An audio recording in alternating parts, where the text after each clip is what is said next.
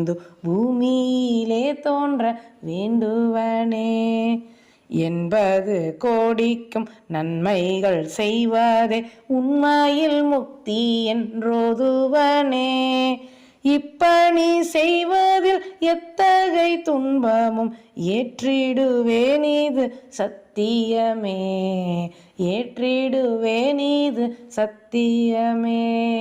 எத்தனை ஜென்மம் எடுத்தாலும் பாரத மண்ணிலேயே தோன்ற வேண்டுவனே. இந்து பூமியிலே தோன்ற வேண்டுவனே. மண்ணிலேயே தோன்ற வேண்டுவனே. இந்து பூமியிலே தோன்ற வேண்டுவனே. बोलो भारत माता की जय. भारत माता की जय.